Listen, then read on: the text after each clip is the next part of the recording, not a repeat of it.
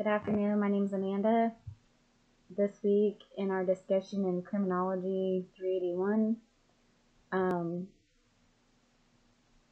our professor gave us a set of questions, and it was wanting to know what Hayden could have done to outset his counseling relationship with Nancy that might have prevented this unfortunate situation. Hayden could have made sure Nancy knew Hayden's responsibilities as a counselor. Hayden could have told Nancy about his duty to warn, explained he's worried about the abuse of the child involved in this. Hayden could have went over the paperwork with Nancy that she signed in the very beginning. She said she just signed it because she thought it went with her insurance paperwork, but he could have explained to her as he read it to her that these were his code of ethics, these were his duties if he felt like there was any self-harm or harm to others, and that he was a mandated reporter.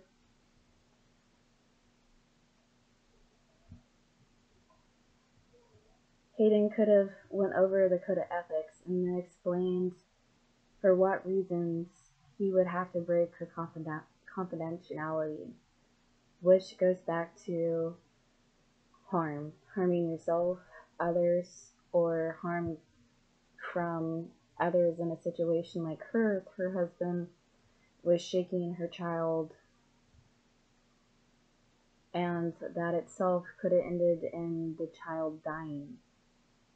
So if he could have went back and explained it, or he could have warned her that, hey, if I hear of anything else like this, then I'm going to have to report it. If she was a long-term client where he saw her for a period of time and he trusted her to try to stop the situation, there could have been other ways from breaking his trust with her. Or he could have went ahead and said, with your husband shaking your child, that's considered child abuse, and that's a part of shaken baby syndrome, and it's against the law, and I'm gonna have to report what you have told me to law enforcement or social services. I'm sorry, he could have showed a little bit more empathy about it all.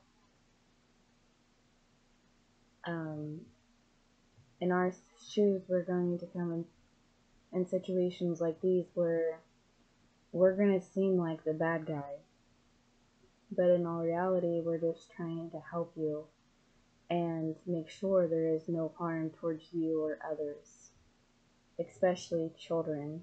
Children in the code of ethics is kind of exempt. If there's any kind of child abuse, you're exempt from confidentiality. You're supposed to be a mandated reporter because those children can't protect themselves, but you can help protect them.